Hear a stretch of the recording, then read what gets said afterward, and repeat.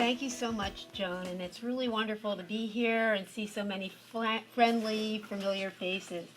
I think many of you are familiar with my book. It's not a I bought a villa in Tuscany sort of book. In fact, it's a collection of 165 mini essays that are designed to entertain and to inform and to share with you particular things that I found surprising or intriguing, things that I felt would enliven your experience and appreciation of all that's Italian, whether you're a lover of art, food, wine, history, or any other facet of Italian culture. I kind of see it as an Italian cultural trivial pursuit. You know, it's like a fun read. You can pick it up, you can put it down, and you really never lose your place. And it's really meant for anyone who loves Italy. And I believe all of us, regardless of our ethnicity, share what I call the inner Italian. And the inner Italian is that part of us that falls in love most easily, that's the most spontaneous, that's the most joyful, that's the most expressive.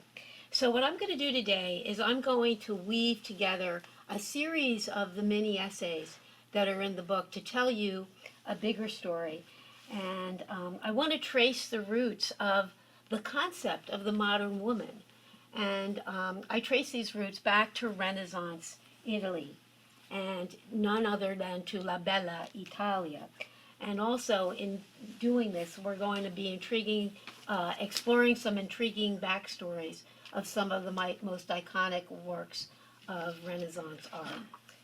So, the Renaissance, first in Italy and then in the rest of Western Europe, was the critical inflection point for women in the Western world, and that pivotal moment in history when the philosophical foundation was laid for the modern woman. The woman who would ultimately have the option to move from the private domestic sphere to the public sphere, and to move between the two, and to realize her fullest potential. And to fully understand this underappreciated aspect of the Renaissance, I'd like to offer some historical context first. So what I want to do is take a quick look at women from antiquity. So it's really tempting to say that the women from antiquity and the ancient world were devoid of all influence. And that would be somewhat of a mischaracterization. It would be more accurate to say that the women's roles were highly circumscribed to within the domestic realm.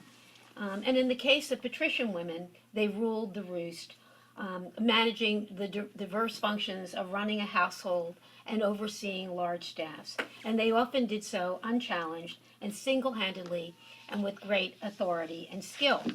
As a rule, a good Roman woman was an inconspicuous woman who instinctively cast her eyes downward when in public.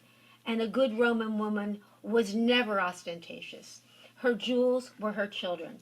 And it speaks volumes that the names of daughters typically were derived from the names of their fathers.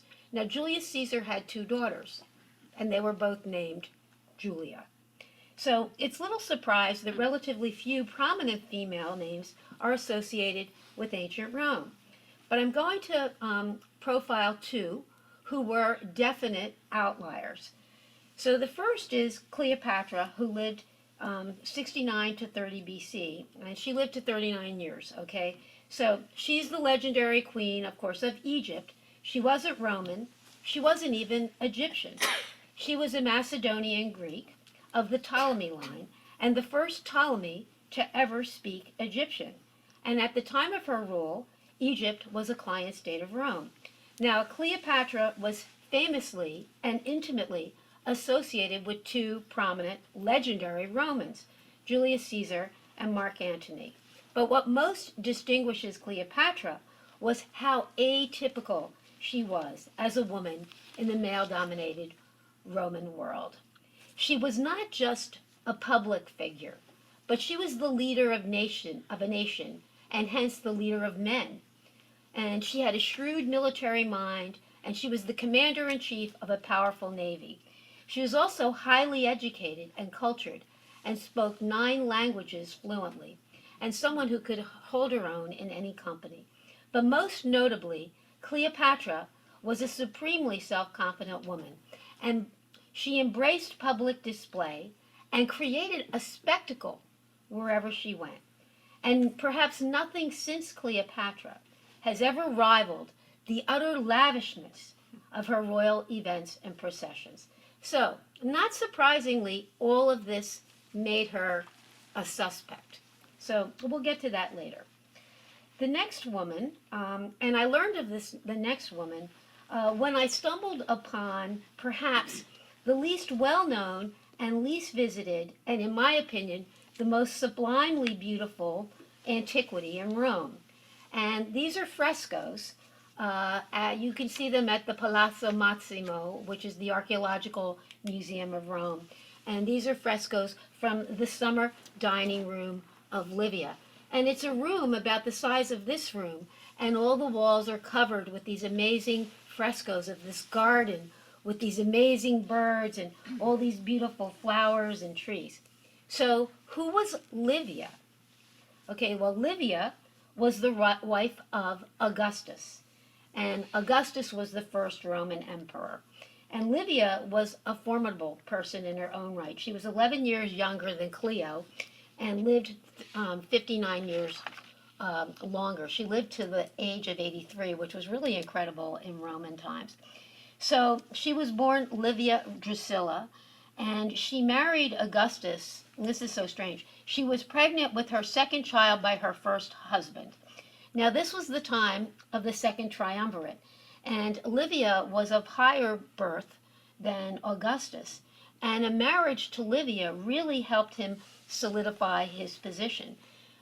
So Augustus asked Livia's husband for her hand in marriage, and her husband, agreed. I mean, it's so crazy, cattle trading, honestly.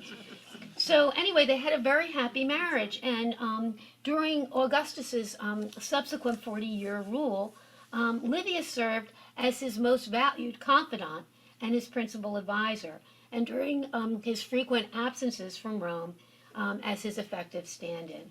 And after his death, she served as a powerful regent to his successor, who was her son Tiberius, who she had asked Augustus to adopt before his death. Although, like Tiberius, he didn't really like this, and she was, whatever. He had mother issues, so, he moved himself off to Capri, and he moved the administrative capital away from mom. But anyway, ultimately, Livia was deified, and she's the only woman ever to receive that honor for her outstanding service to Rome.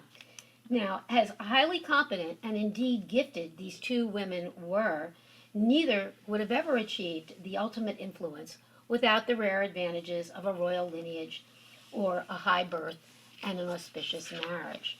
And not surprisingly, their talents and accomplishments and their very legitimacy were viewed with great suspicion by the men and probably the women of their time, and they were subject to the most salacious of rumors. So, of course, we have Cleopatra. Okay, Cleo the slut, Cleo the sorceress, the sex kitten. She entices with sex and opium, and even worse, she was a foreigner, and she had a child by Julius Caesar, so she's like a triple threat. Of course, then we have Livia, and I don't know if any of you ever read I, Claudius or saw I, Claudius, but Livia is depicted as shrewd, cunning, conniving, a manipulative wife, the over-controlling mother, and a perpetrator of many poisonings. And of course, poisoning is a woman's weapon because it's kind of passive, and Livia was accused of poisonings that were impossible for her to have perpetrated because they were 1,000 miles away. Okay, so now we advance to the time of European women during the Christian era and through the Middle Ages. Now, this, thank you. Thanks.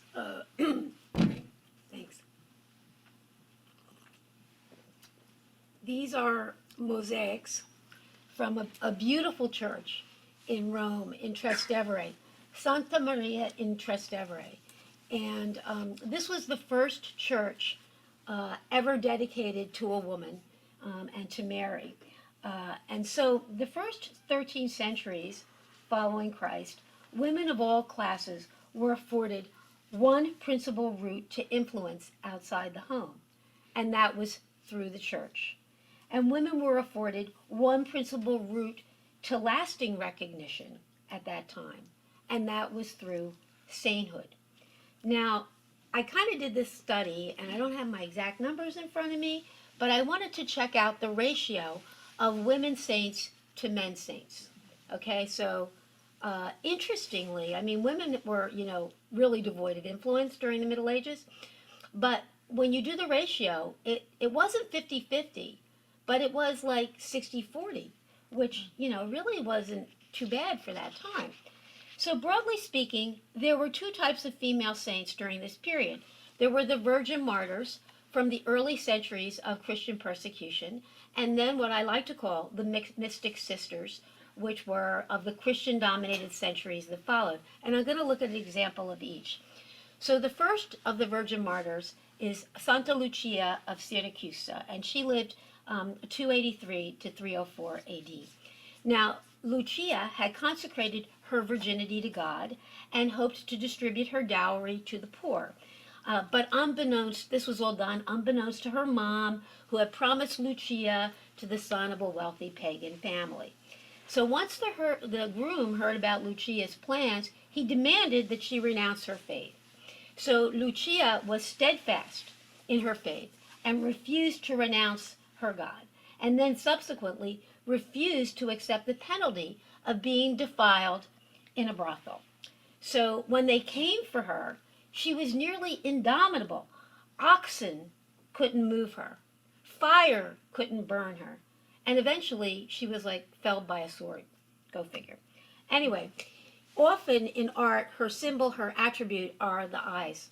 Okay, and so what do the eyes have to do with this story?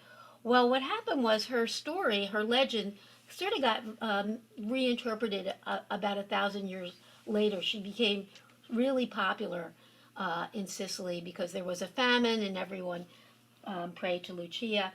And the revised version of her story is that she's devout, she's chaste, she's pledged her life to God, and then a pagan man is enthralled by her beauty, in particular her eyes, and courts her relentlessly, and she is steadfast, and to discourage him, she plucks her eyes out and then sends them to him, which causes him to convert, and then miraculously Lucia is healed. So she's the patron saint of eyesight and other things. Anyway, the saints are interesting.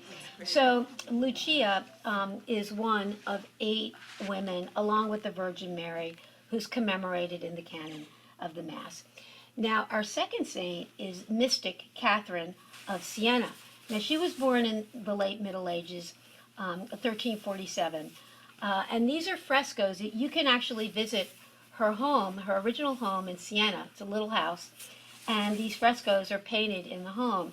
And they tell her story. She was the 24th of 25 children, and she was a very joyful child. You see her there. She's floating up the stairs. She had her first vision of Christ when she was 7, and then in her teens, she pledged her life to Christ by cutting her hair to discourage potential suitors. And then there was the mystical marriage of Catherine to Christ when she was 19, and she has the vision of a ring placed on her finger. Now, Catherine became what was known as a tertiary, and this was of the Dominican order, which was not really a nun. So what happened was she could live at home. She didn't have to live in the nunnery, but she had a lot of freedom to move around, and she vigorously took part in charitable work and tended to the poor and the sick, and then gained a very widespread admiration and respect for her holiness. And she was also severely into asceticism, and she was a wee bit of a thing. She was probably anorexic, and she was the first woman to receive the stigmata after St. Francis 100 years later. And then at the age of 30, she received the call to embark on a more public life, initially through prodigious letter writing. And these letters famously included missives to Pope Gregory XI, who she addressed as Papa. And this was the time of the schism, so the papacy was in Avignon. And so she exhorted him to return the papacy from Avignon to Rome. And this is what she said, quote, "Since God has given you authority and you have assumed it, you should use your power. And if you're not willing to use it, it would be better for you to resign, aka come back home where you and the church belong, or else, quit." So she may have really been the first to practice shuttle diplomacy. She was going back and forth between Rome and Avignon to press her case with the pontiff. And she was eventually instrumental in healing the schism, and then after carried out many missions entrusted by Pope Urban, which was really rare for this tertiary who was this tiny little waif-like woman of the Middle Ages. Later, she dictated her major work, the Dialogues, which were her conversations with God during her ecstatic states. And even today, Catherine is considered one of the most influential writers in Catholicism and one of 4 women ever to be declared a doctor of the Church. And this was in 1970. And this is the highest honor awarded for intellectual or doctrinal contributions to the Church. And along with St. Francis of Assisi, Catherine of Siena is one of Italy's 2 patron saints. So, as remarkable and even formidable as these and other female saints were, their authority and influence was recognized as inspired by, or even originated from, a male god. Okay, so not products of their own personal agency. And they were viewed as vessels of the divine. But that would soon change. So it may surprise you when I say that the Renaissance was the turning point for women, since no women readily come to mind. Okay, so lots of men do. The names, that you most associate with the Renaissance, are names of men: Michelangelo, Leonardo, Raphael, Donatello, or Lorenzo de Medici, or Brunelleschi. The Renaissance itself was named by a man, Giorgio Vasari, while it was taking place, and the dates of the Renaissance bracket the birth of one man, Masaccio, and the death of still another, Galileo. And think of the term Renaissance man, okay, also known as universal man, and the ideal that man is the center of the universe, limitless in its capacity for creativity and reason. And the term Renaissance man was probably most often applied to Leonardo. And Leonardo just happened to create the image of Vitruvian man. And if the Renaissance had a logo, it would of course be Vitruvian man. And if the Renaissance had a slogan, it would be that man is the measure of all things. But here's where we have our opening. Because man, in this context, means humankind instead of just males. And the philosophy and practice of humanism was perhaps the transcendent gift of the Italian Renaissance to mankind and to womankind, because it focused first and foremost on our shared capacity and potential.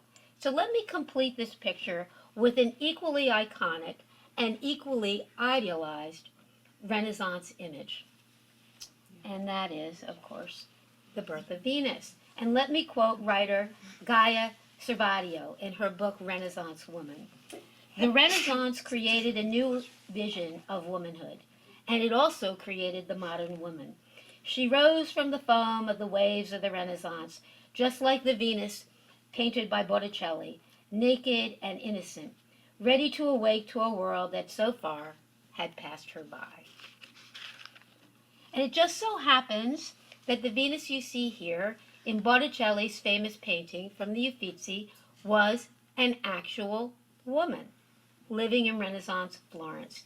And she's the first of our leading ladies of the Renaissance, and the first of 3 Italian women that I call the Muses. And the Muses will be followed by a second set of 3 Italian women who I call the Avatars. So you may not have known Simonetta Vespucci's name, but her face is immortal, even divine, and is one of the most iconic and recognized images in art history.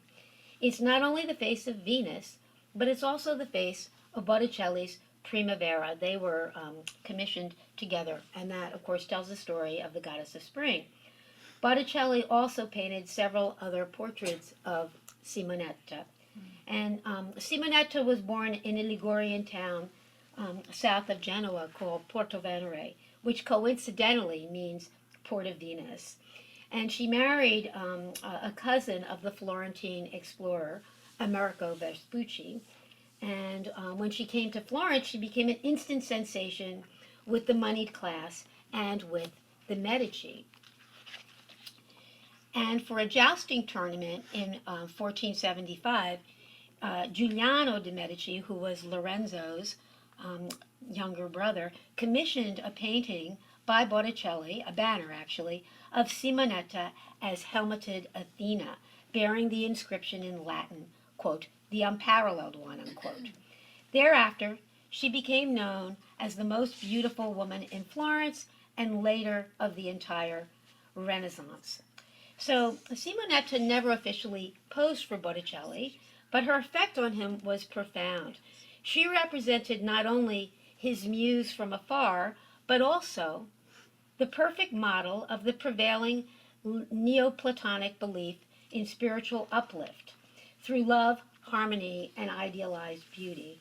So I kind of broke this up a little bit, but this is Primavera, and this may be my favorite painting from the Renaissance. And there's a lot to be said about this painting, but one thing that's like really super cool is that they have identified over 500 species of plants and flowers in the painting, and 190 plus flowers alone. So while Botticelli's relationship with Simonetta was completely platonic, they are actually united in death. Now, Simonetta died at a very young age of consumption, at age 23. And when Botticelli died 34 years later, his request was granted that he be buried at Simonetta's feet. And you can see this in Florence's Church of the Ognissanti, the All Saints Church. This is where he's buried, and at the feet of Simonetta Vespucci. So Botticelli wasn't the only artist to celebrate Simonetta's beauty. She was also painted by Piero di Cosimo as none other than Cleopatra. So the second muse that I'll be talking about is Raphael's. So if Botticelli's muse was an idealized woman, Raphael's muse was very much of this world and very much of flesh incarnate. So Raphael was an artistic superstar. He was born in Urbino, and he became a master painter by the age of 17. And this was 1500. That was actually the year of Margherita's birth. Raphael was known as the Prince of Painters, and he was said to have painted with the most graceful of grace. Raphael moved to Florence and then was soon summoned to Rome to paint the famous Vatican fresco cycle, the School of Athens. And in Rome, Raphael really epitomized the ideal gentleman. He was talented and affable and drop-dead gorgeous. He was the toast of the town. Everybody invited him to dinner. He lived like a prince. He worked for the rich and famous, and his work was in high demand. And he was also like quite a ladies' man. Vasari described him as a very amorous man who was fond of women and quick to serve them. So the story goes that Raphael first saw Margherita, who was a baker's daughter, when she was washing her feet in an outdoor fountain in Trastevere. He was instantly captivated by her dark-eyed beauty, and he then asked for her father's permission that she serve as a model. So here we're seeing, she has many roles in Raphael's painting. Here you're seeing Madonna of the Chair and the Madonna Velata. But Raphael's passion for the baker's daughter was not merely an aesthetic passion.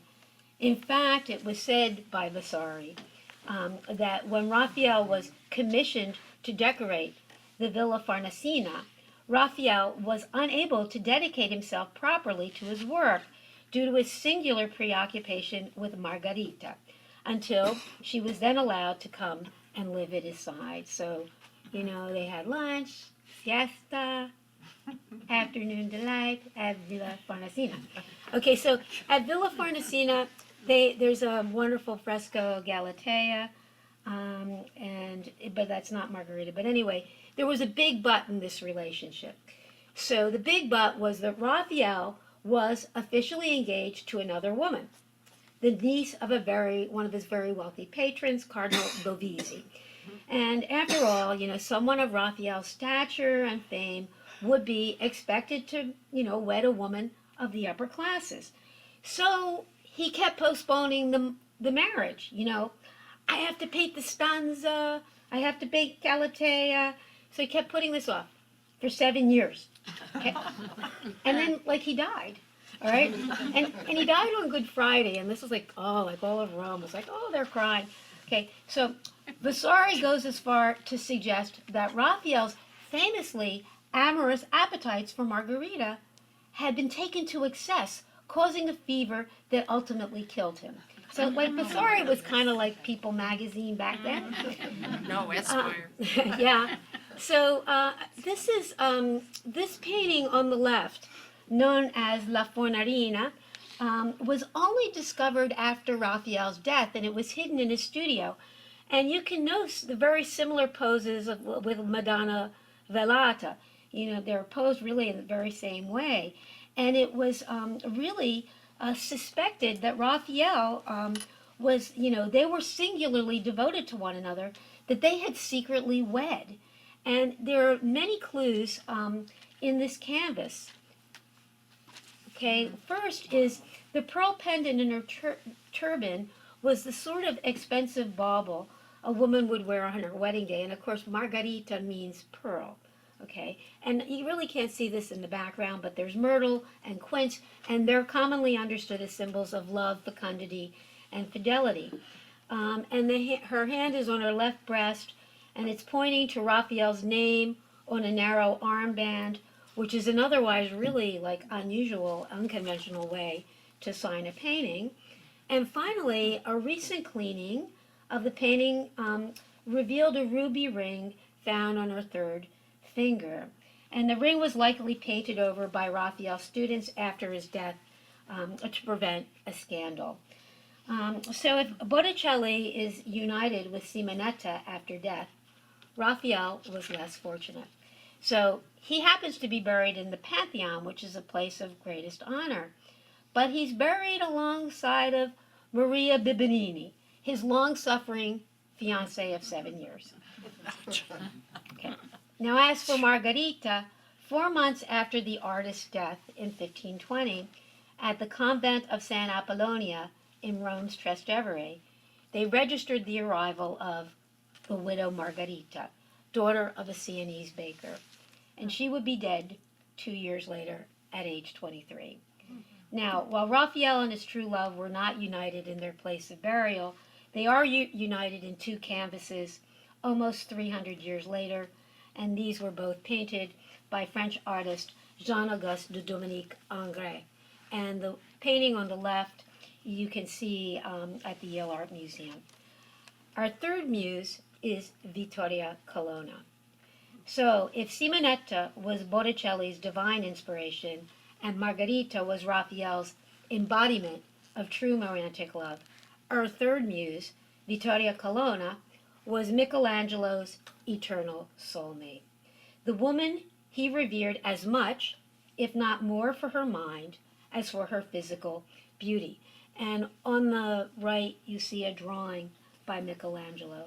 Like Simonetta, Vittoria Colonna was highborn, and she married well. She was in the Marchesa di Pescara, which is in Abruzzo. By the time her friendship with Michelangelo began in earnest, she was a widow of 48 years, which was more than twice the age of Simonetta and Margherita. And by then, Michelangelo was 63. Now, Vittoria was well known and a widely respected poet, considered by many to be one of the finest poets of the day, and she was friendly with many prominent men, personalities who highly regarded her work. And it's very interesting because there wasn't a gender gap in poetry.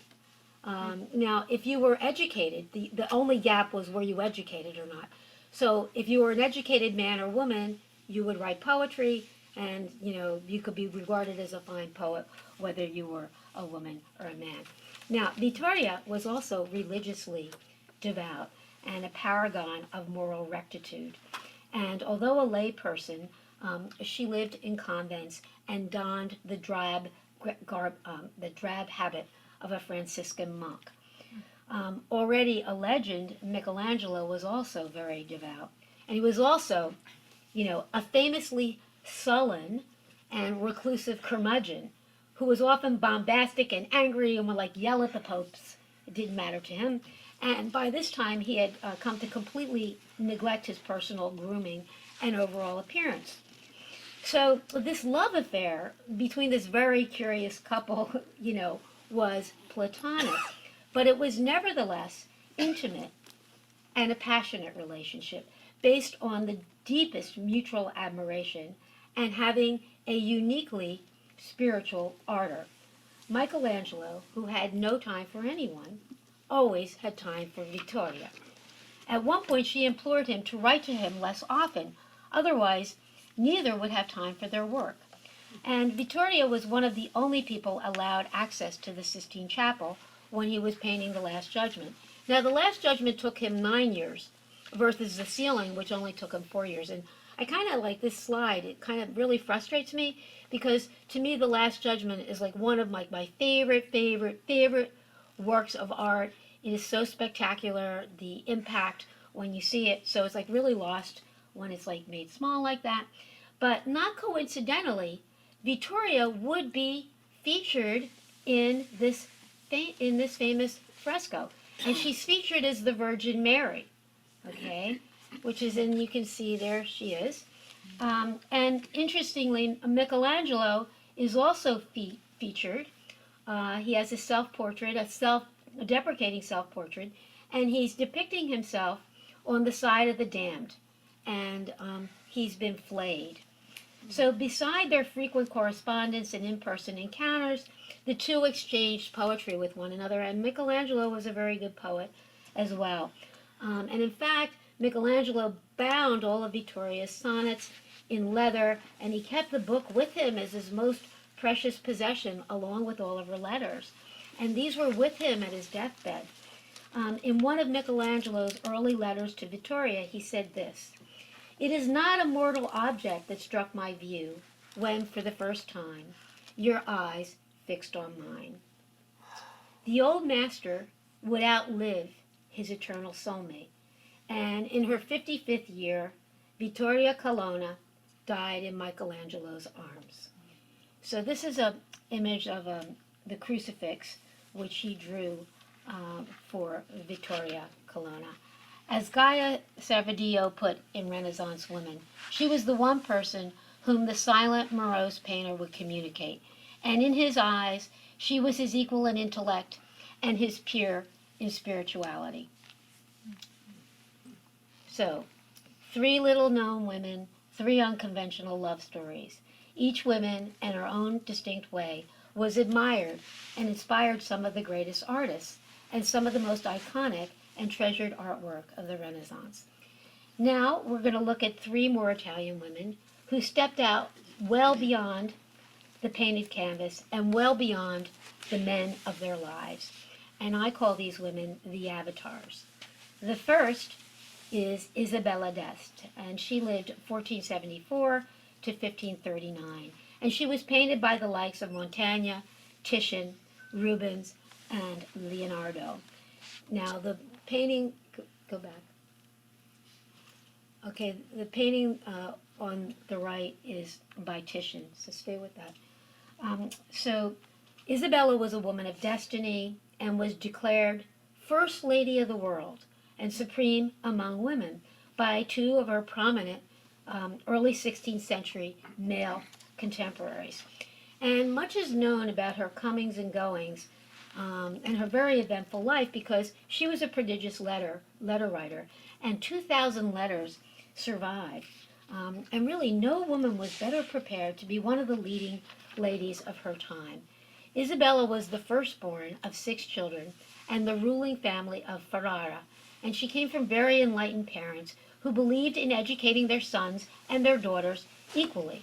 And as a result, she received a classical and musical education unparalleled for women and most men of her time.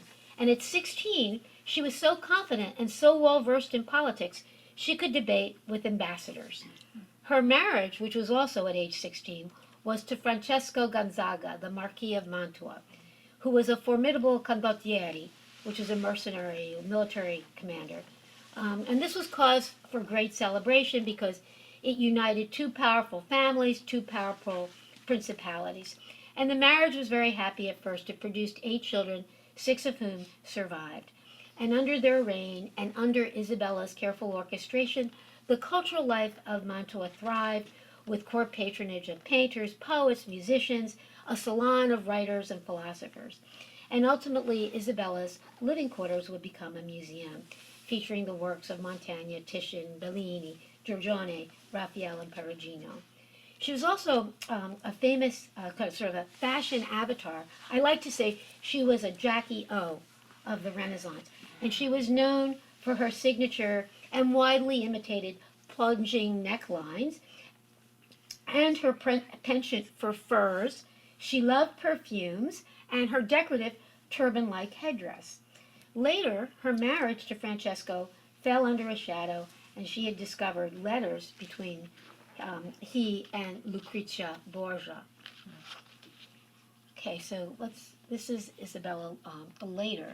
So later on, Isabella truly came into her own as a diplomat and a leading politician of her time. So this happened when her husband was captured and imprisoned by King Charles VII of France. And at this time, Isabella served as regent, the acting de facto ruler of Mantua, and she defended Mantua and acted as its military commander, and single-handedly negotiated a peace treaty with the King of France, and ultimately secured her husband's safe return. Now, not surprisingly, none of this really helped the marriage, and Isabella's political acumen and diplomatic skills greatly eclipsed those of her husband's. So after his death in 1519, she continued to act as regent for her eldest son, Federico. And once he was of age, he kept her involved in the government because she was so beloved by the people of Mantua. And it was she who managed and arranged to have Mantua elevated to a duchy, which made it a sovereign territory. And she obtained a cardinalship for her second son, Ercole. Now, Isabella was related to nearly every ruler in Europe by birth or by marriage, and was a highly effective leader in her own right. And she was really, truly, the greatest female power broker to ever have appeared on the continent since Libya 1,500 years earlier. Now, here's a sketch on the left of Isabella by Leonardo. Now, this sketch hangs in the Louvre, and it was formerly a mystery. Okay, where's the painting that the sketch is made from? People even speculated that this sketch may have been a preparatory study for the Mona Lisa. But then in 2013, the art world was a-twitter with excitement when the missing portrait by Leonardo was discovered in a Swiss bank vault of an Italian family. So Isabella is also memorialized in the Brooklyn Museum of Art at an amazing installation artwork called The Dinner Party. And this installation artwork was by feminist artist Judy Chicago, and it's widely recognized as the first epic feminist artwork. And it functions as a symbolic history of women in Western civilization. And what it is, it's a triangular table, like this is the room, it's twice the size of this room, and there are 13 place settings on each side. One side is for biblical and mythical women, and then another side, which is basically, from the Middle Ages on, and then the third side is of the modern era. And Isabella has a place setting. That's her place setting. So they have their plates and their goblets and so on at the dinner party. Now, our second avatar is Catarina de Medici, who lived 1519 to 1589. And like Livia and Isabella, Catherine de Medici became the de facto ruler when her husband, King Henry II of France, predeceased her. But unlike Livia and Isabella, Catarina had a decidedly mixed record of accomplishment on the physical stage. She was most effective at retaining, consolidating for her children her power after her husband's death. And she's associated with some of the worst sectarian violence of her time, either having instigated or directly ordered the infamous St. Bartholomew Day massacre, which ultimately resulted in the death of several thousand French Protestants, the Huguenots. But Catarina's most lasting and decidedly more positive legacy comes from a different realm of influence, that of culture, style, and the culinary arts. And it's really no exaggeration to say that Catarina de Medici was the queen who refined the French. So she was born in Florence, but lost both of her parents by the time she was 3 weeks old. But her Medici grandfather, who was a cardinal at the time and soon would become Pope Clement VII, saw to her upbringing and education.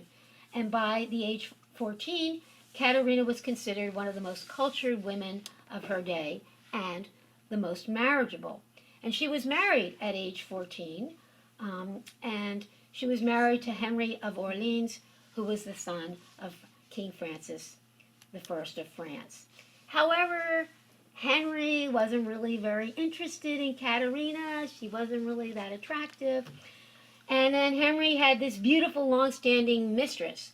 And it's kind of crazy. She was like his tutor, and she was 20 years older than him, which is this uncanny parallel with today's, President Emmanuel Macron. But she did immediately become a favorite of her father-in-law, the king, who admired her not only for her equestrian skills, and reputedly she invented side saddle, but also her educated mind and charming company, and he readily admitted her into his intimate circle of friends. So during the first decade of their marriage, Catarina was not able to conceive. Well, she was 14, right? But she eventually made up for that with 10 children. But it was during the first decade of her marriage where she really began to upgrade the culture of the French court and ultimately French society. So here are some surprising non-culinary examples of what Catarina brought to France. She brought Italian dance masters, and she brought ballet to France. She also inspired the fashion sensation of high heels, which made their fashion debut the fall of 1533 on the occasion of her wedding. Not to mention the adoption of the bathtub. She had to bring her own bathtub, and perfumes and fine lingerie to France. She also had her hand in several notable architectural achievements, including the design of the Garden of the Tuileries, a wing in the Louvre, and the Chateau of Monceau and Chenonceau. So now we have just a few of her culinary contributions. Of course, the fork, originally from the Byzantine Empire, which came to Italy via Venice, and more sophisticated dining fixtures like Venetian glass goblets, and then the use of spices for flavoring rather than to mask for spoilage. So this is where we get the famous duck l'orange. And part of her dowry was her chefs and all sorts of new ingredients the French had never seen. Beans, broccoli, savory cabbage, the exotic artichoke, and truffles. These were all part of her dowry. And of course, new dishes which were created by her chefs. Anytime you see alla Fiorentina, it's in honor of Catarina. She likes spinach. Always the alla Fiorentina is with spinach. And of course, certain desserts, zabaione, and her chefs created gelato. And also the whole concept of menu planning and menus themselves. Abigail Adams once exhorted her husband to, quote, remember the ladies. And Catarina did just that. And in her own way, she did this by allowing women of the court, for the first time ever, into the dining room. And how ironic that Catarina is the only one of our three Renaissance avatars who doesn't rate a place at Judy Chicago's dinner party. However, just 50 miles up the Hudson at the Culinary Institute of America, their leading dining establishment is Ristorante Catarina De Medici. So our third and final avatar is Artemisia Gentileschi, who lived at the very end of the Renaissance. She was born in 1593, she was an artist.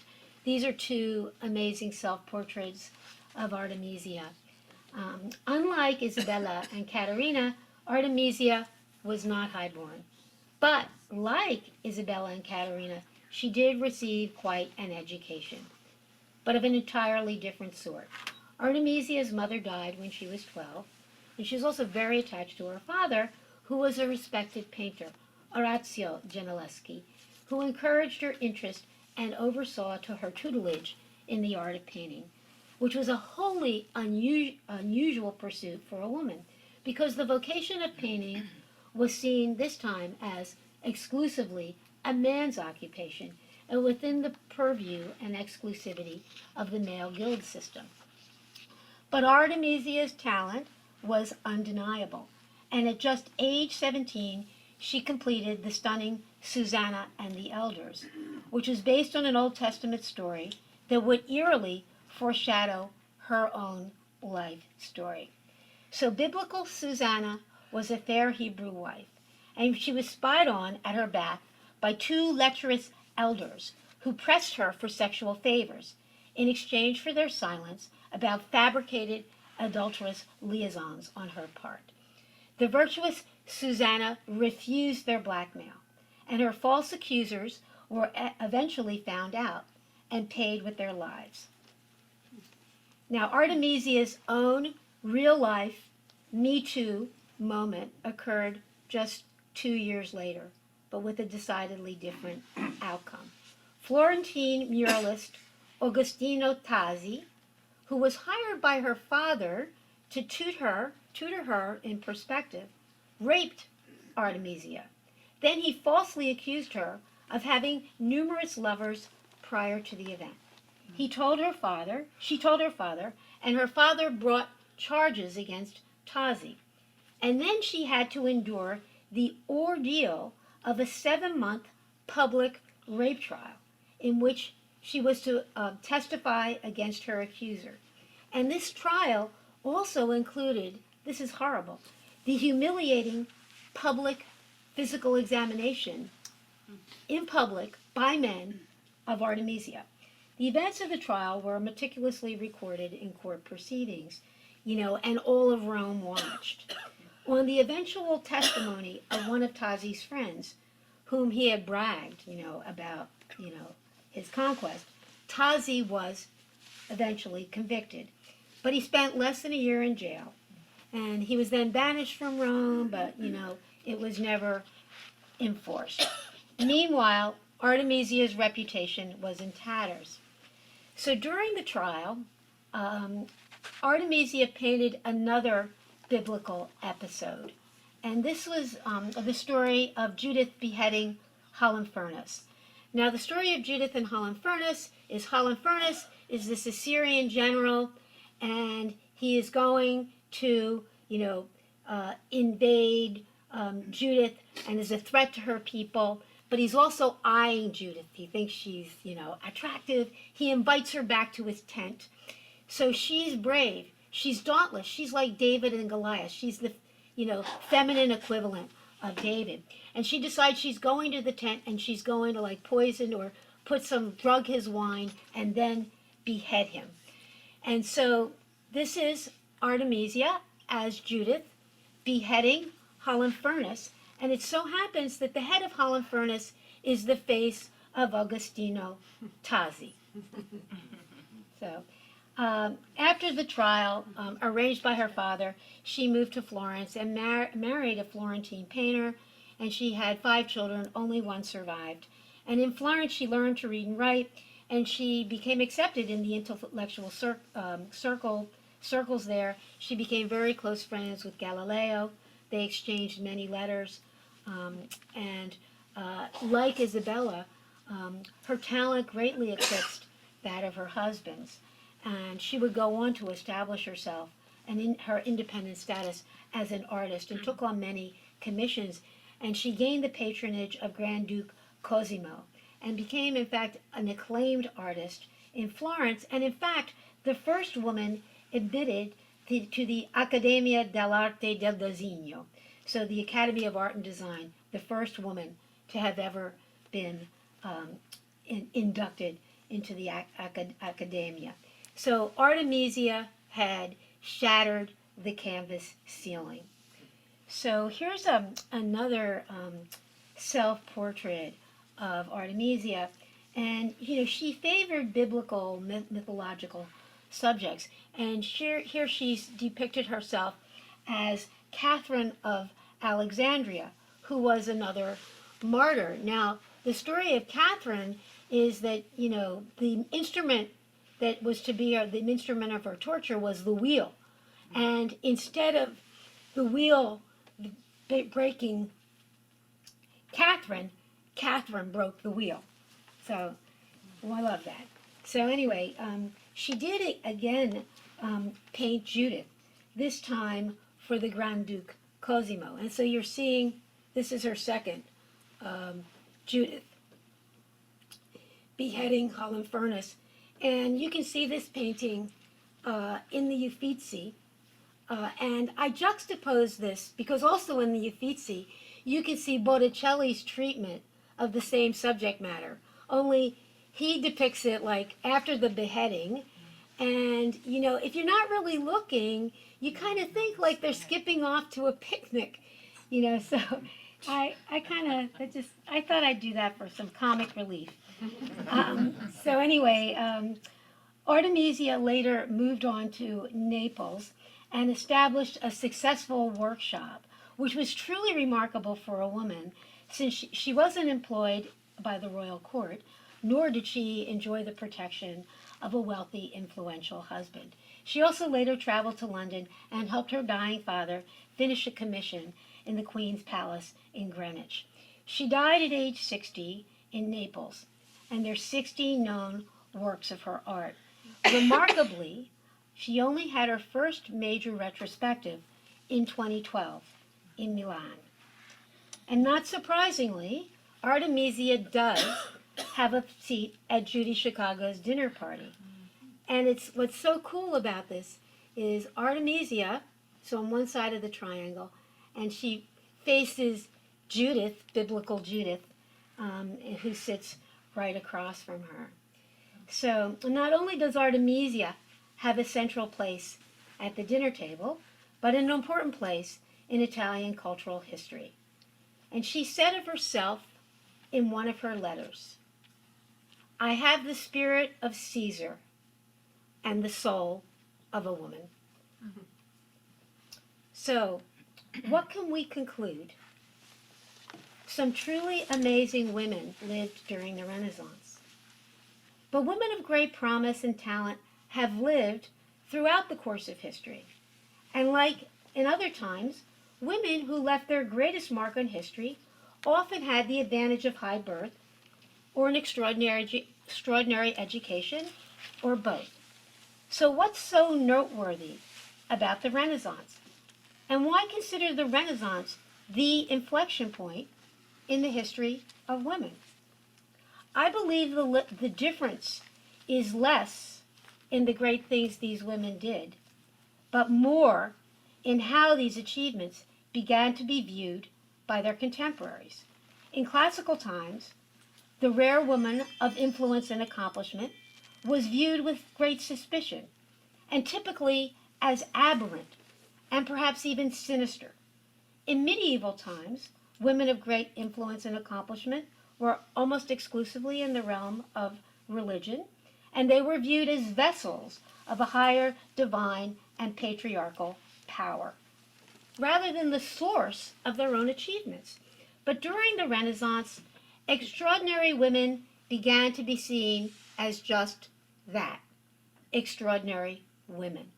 So prejudice certainly lingered. Nobody just flipped the switch. But during the Renaissance, women, for the first time, began to be seen as having realized their human potential. Prior, powerful and accomplished women were explained, or even explained away, as a force, either a malevolent or divine, non-human force. But during the Renaissance, powerful and accomplished women, for the first time, began to be seen as something else, and something more. They came to be seen not just as a force, but as a factor, and important participants in the well-being and advancement in the societies in which they lived. And in the process, they became more human. And at long last, they became recognized, appreciated, admired for their individual abilities, for their creativity, and their personal accomplishments. So history doesn't move in a straight line. Yeah. And so the advances in the perception of women's potential and accomplishments, would 2 steps forward, 1 step back. But for the first time, society began to recognize, accept, and even honor women's innate human potential. And there's been no turning back. So to wrap up, if there's a single word that speaks to the character and contribution of a number of these trailblazing women to the world, that word is indomitable. So, mille grazie.